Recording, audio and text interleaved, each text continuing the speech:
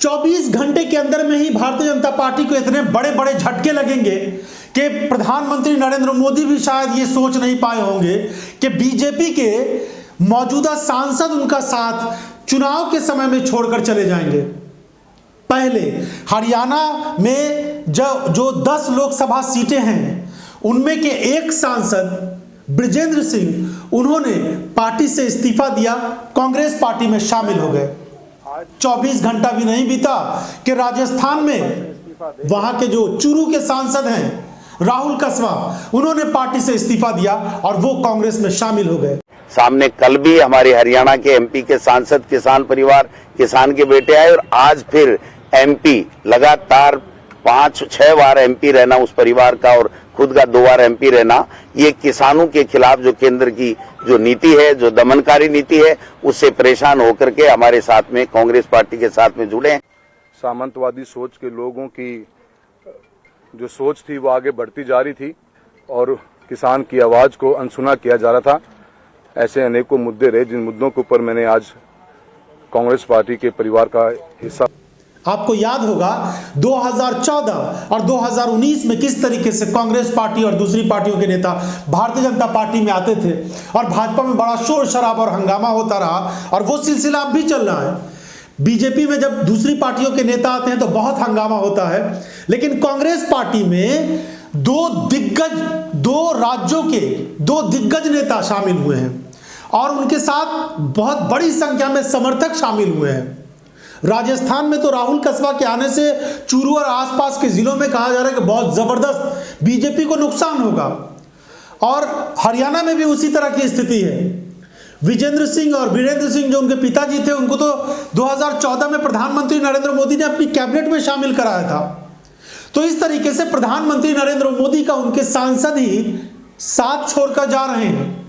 एक ऐसे समय में जब देश में लोकसभा का चुनाव हो रहा है, उसकी तारीखों का ऐलान अब होने ही वाला है, और ऐसी स्थिति में वो सांसद जो पिछले चुनाव में चुनकर आए थे, इस बार प्रधानमंत्री नरेंद्र मोदी की नीतियों से नाराज होकर भाजपा छोड़ रहे हैं और कांग्रेस में शामिल हो रहे हैं। कांग्रेस 400 पार सीटों का नारा नहीं दे रही है, लेकिन बीजेपी कह रही है कि एनडीए को 400 के पार सीटें आएंगी।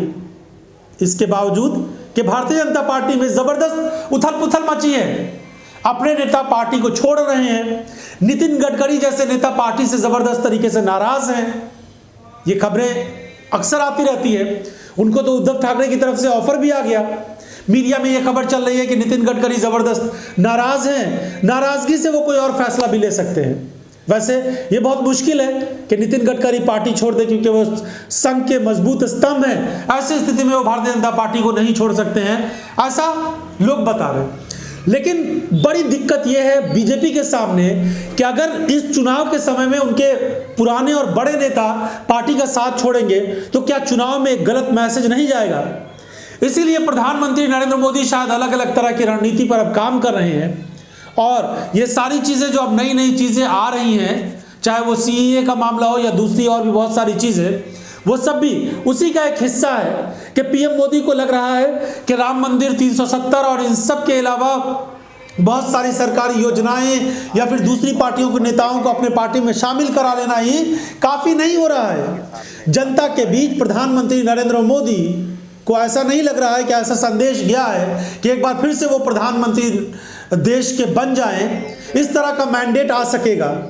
शायद बीजेपी के नेताओं के अंदर भी असमंजस की स्थिति है, एक बड़ी चिंता में है, क्योंकि देश में जो जमीनी स्थिति है वो ठीक नजर नहीं आ रही है। बीजेपी से लोगों की नाराजगी है और इसी वजह से भारतीय जनता पार्टी के नेता अब कोई और दूसरी बड़ी रणनीति पर काम करने की योजना बना रहे हैं। आपको भी लगता है कि भारतीय जनता पार्टी में इस तरह से जो नेता साथ छोड़कर जा रहे हैं, इससे बीजेपी का बड़ा नुकसान होगा और प्रधानमंत्री नरेंद्र मोदी का तीसरी बार पीएम बनने का सपना ही रह जाएगा। कमेंट बॉक्स में जाकर अपनी राय जरूर दीजिए। बहुत बहुत धन्यवाद।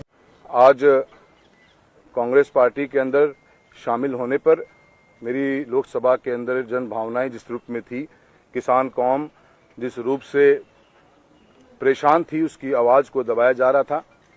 सामंतवादी सोच के लोगों की जो सोच थी वो आगे बढ़ती जा रही थी और किसान की आवाज को अनसुना किया जा रहा था। ऐसे अनेकों मुद्दे रहे जिन मुद्दों के ऊपर मैंने आज कांग्रेस पार्टी के परिवार का हिस्सा बनने की, मेरी लोकसभा की मेरे जो कार्यकर्ता हैं, मेरे लोगों की आवाज़ को सुनते हुए आज मैं इस पार्टी का परिवार में शामिल हुआ हूं। मैं बहुत बहुत धन्यवाद खड़गे साहब आपका देना चाहता हूं और कांग्रेस पार्टी में रहकर मैं मेरी लोकसभा के क्षेत्र की लोगों की आवाज़ को और मजबूती से और क्षेत्र के अंदर विकास कार्यों को कराने में आगे काम करता रहूंगा। राहुल कसवा जी का आज कांग्रेस पार्टी में हमारे आदरणीय राष्ट्रीय अध्यक्ष खड़गे साहब ने शामिल कराया है और हम लोग राजस्थान के लोग जो किसान परिवारों से आते हैं, काफी समय से जो जिस प्रकार से केंद्र की सरकार किसानों के खिलाफ काम कर रही थी, जो 3 काले कानून लाए गए और उसके बाद में समझौता करके फिर समझौते से मुकर गए और जो हमारी बहनों के साथ, रेसलरों के साथ में जिस प्रकार से बर्ताव किया गया, तो पूरा राजस्थान का, हिंदुस्तान का पूरा किसान वर्ग भारतीय जनता पार्टी की गलत नीतियों से त्रस्त था, परेशान था